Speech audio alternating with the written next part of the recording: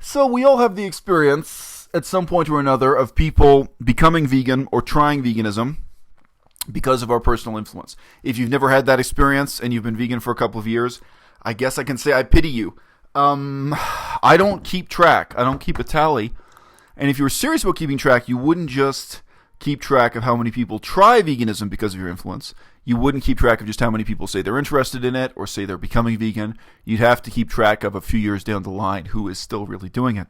So I mentioned here on YouNow, on a live broadcast a few days ago, there's a woman here who I talked to like 4 months ago about veganism. And she just told me the other day, I guess 2 days ago now, she took me aside. She was actually interrupting me. I was out with another woman on a non-date. It's not a date unless I say it's a date, people. And this woman came over to me, and she said, oh, I wanted to let you know, I stopped eating meat. And she used words in Chinese that don't clearly mean vegan, but it meant she stopped eating meat, and she went somewhere on the vegan to vegetarian spectrum. So I was really happy for her.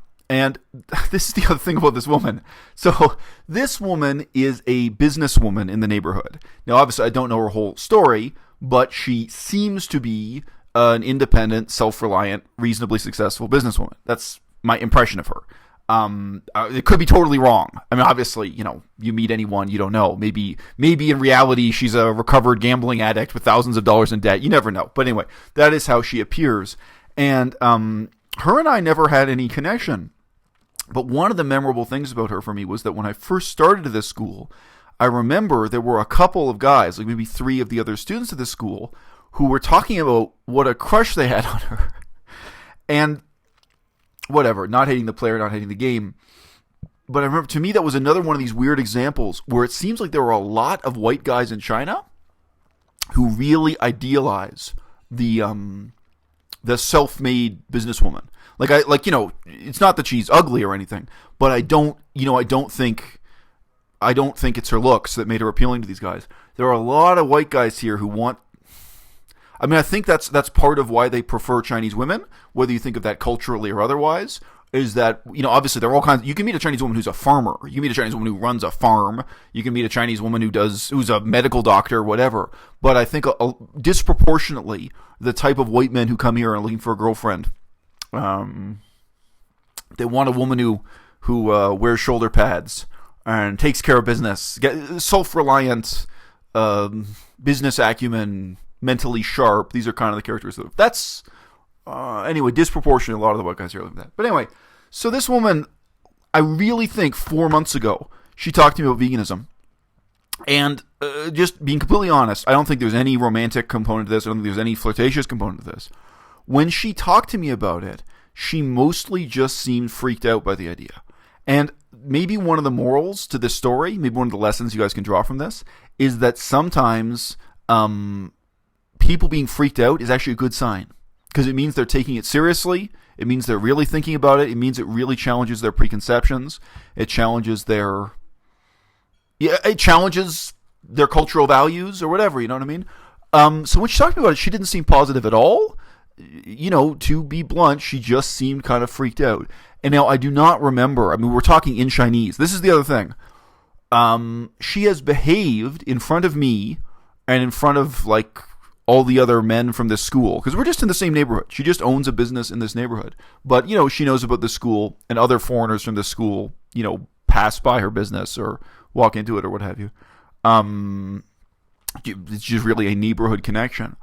I don't think she's ever spoken English in front of any of the other male students, because I remember those guys who had the crush on her, they also, thought she couldn't speak any English, what have you. So we spoke entirely in Chinese, and what I mostly remember her asking about, she was genuinely doubting whether or not it was possible in terms of health. And I was really just trying to say to her, I was really trying to get across to her, it's not easy. I don't tell people it's easy to be vegan. I said, it's not easy, but I can do it, so you can do it. I'm doing it every day. And I said, look, I lift more than 100 kilograms at the gym, which I did at the time.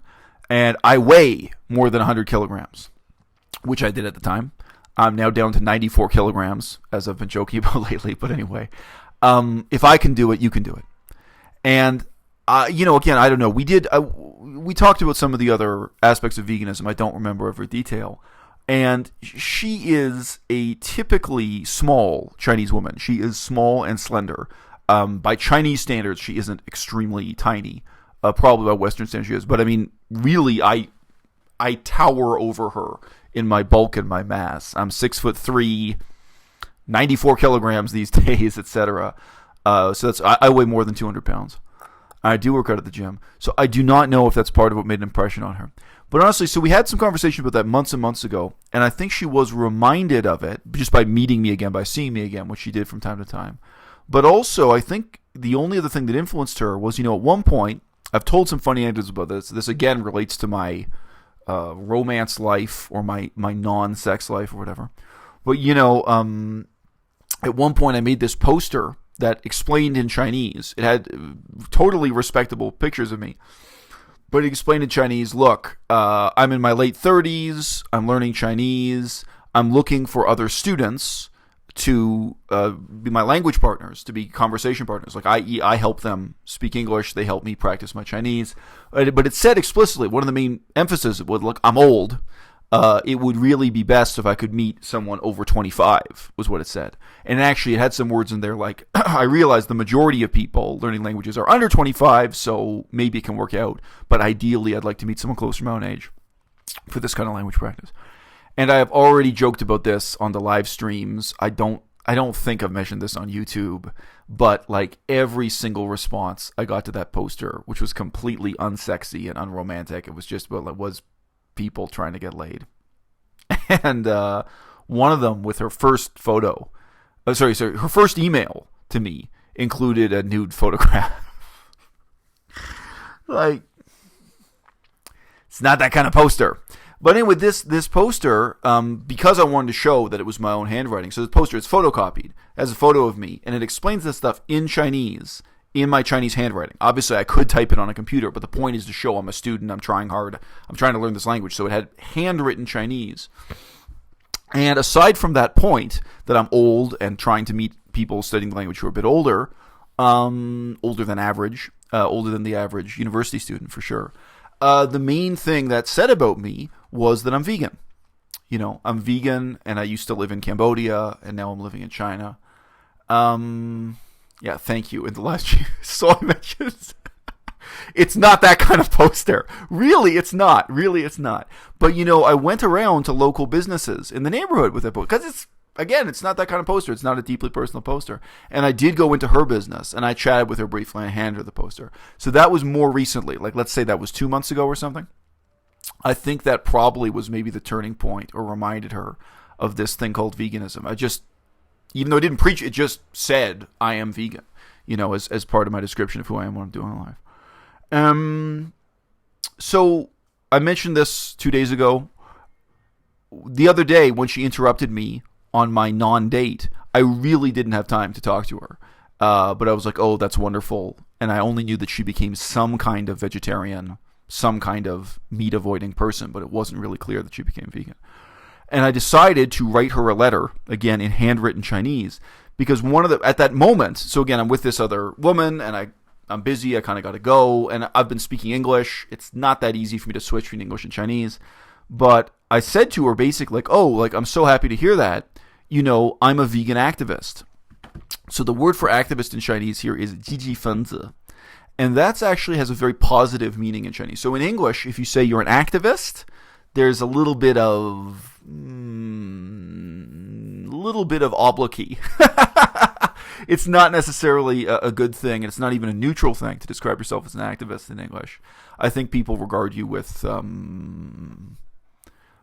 either it can seem too pretentious to say that you're an activist, or people will assume you're attached to some kind of radical politics that are looked down upon, to be blunt.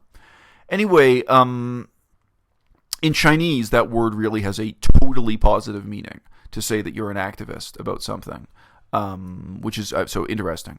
And also, I just mentioned you can use it in a more informal way. It's not necessarily a political activist. You could say, for example, in Chinese, you could say, oh, I have a crush on this girl, so I'm trying to be an activist. Like I'm trying to, advance the relationship or something like that. And so they use it in a very broad sense, but they do use it also specifically for political activism. So when I said it to her, I said, "Oh, I'm happy because I'm a vegan activist." She just burst out laughing in a totally natural way. I think she had absolutely never thought to put those two words together or those two concepts together. Like vegan activist. She, I don't blame her, but however she thought of veganism. Remember, many people here in China become vegan because they're attached to Buddhism or Taoism. They become vegan for other reasons, right? But the thought of veganism being a form of political activism, this was still new and strange to her, even though she had met me and talked to me about health aspects of veganism, and she'd become, to some extent, vegan. So I went back today, just like 1 hour ago now or something, and I wrote her a handwritten letter. And the handwritten letter in Chinese, in case you think writing by hand in Chinese is easy, it isn't. It isn't even easy for native speakers. It's time consuming to write out a letter in hand by Chinese. But I gave her a handwritten letter, and it really explained, look, I'm happy you told me that you stopped eating meat. And it didn't say, I'm happy that you became vegan. It just said, I'm happy you told me you stopped eating meat, because I didn't really know. I didn't really know how vegan she was or how vegan she wasn't. And, you don't want to be presumptive. You don't want to insult people. And she, and it said to her, look, I'm a vegan activist. And it basically just broke down the concept of veganism as a social movement. So it was explaining in Chinese, veganism is not just a diet. It is a social movement. It is a form of activism. And here's why and how I am a vegan activist. Here's what it means to me and here's what I do. And it included mentioning, of course, you guys on YouTube. It said, I make videos on YouTube, and it described our society as being in a transition in the next 100 years, because the majority of people still do not know that it is possible to be healthy and be vegan, which is very honest and very true thing to say. There's still just doubt about whether or not it's possible, and there's still all these misconceptions. So it said, we're in a period of transition in the next 100 years of educating the public and engaging in a form of political struggle for animal rights, for ecology, and really just to let people know about the vegan diet and how important it is. But yes, so obviously I could read out the letter in Chinese, but it wouldn't help you guys much. But it did also emphasize, so just from memory, but summarizing what I said in this letter, it also said, right now, the type of people who become vegan activists are very diverse. There's a lot of diversity. Some people become vegan activists mostly because they care about the health of their own bodies. Some people become activists mostly because they want to help animals, animal rights. And some people become vegan activists due to ecological concerns, due to environmental concerns. They're aware that the meat industry is destroying the world's environment. And some people are vegan because they are traditional Buddhists or traditional Hindus. And that's all I said about that. Obviously, I could talk at great length about the fact that the way veganism fits into both Buddhist and Hindu tradition is complex and problematic. So I said this kind of stuff in this letter. Again, so I was joking. It's not that kind of book. It's not a deeply personal letter, but it does also say, look, here's my email if you want to be in touch with me. And, I'm so happy you joined the team. So I went there today to give her this letter. And I just mentioned, it was freezing cold outside. So whatever, I'm kind of bundled up. I go over to give her this letter. And I just say to her, hi, because you told me you stopped eating meat, I wanted to give you this letter and so on. And actually, she was there with a friend. And this is also a very Chinese thing. Again, I have no reason to think. I don't think this woman has a crush on me. I have no reason to think that. Maybe she does. But in Chinese culture, they very often have another person instigate for you, like instigate the conversation or just instigate whatever it is. Like, in Chinese culture, just to give you an example, you often give a compliment indirectly. So like if three people are sitting at a dinner table, I won't say to the person who made the food, I won't say to the cook, you made this really well. I'll say to a third person, I'll say, she made this really well. You'll give the compliment by telling someone else. So just socially, they tend to rope in other people in these situations. So there was another person there a friend of hers, and this friend of hers jumped in and said, I want you to know, she started baking cakes vegan. She started baking with no eggs and no milk. And they gave me an example. They were like, yeah, the vegan banana cake turned out well. And it was one of those moments where, like, obviously a lot of the time in Chinese, I don't understand what people are saying just because I don't speak Chinese that well. I don't know the vocabulary. But I kind of had a moment where I think the expression of her face was like, you're just shocked because I didn't even know if she was really vegan, at all.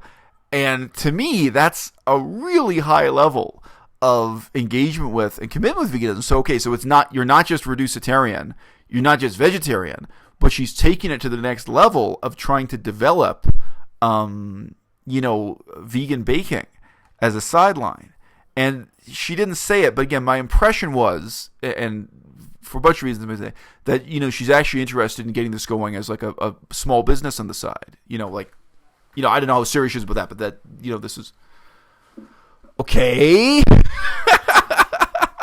And the other thing is, again, like, this is someone, like, she and I aren't friends. We've never been friends, and there's no real connection between us. But all of a sudden, it's like, do you want to get married? Like, what are you doing the next 10 years? Like, it's like, suddenly it's like, I want to be your best friend. If you're actually vegan and you actually are baking cakes vegan, and maybe you're even going to do this as part of, as some kind of small business or something, it's like, wow. Before I was really just doing a mitzvah. This was just someone I was reaching out to and someone I was delighted. A bunch of casual conversations between her and I about veganism had ended up inspiring her to try being vegan. That was all I knew at the start of this. I only knew that she had been trying.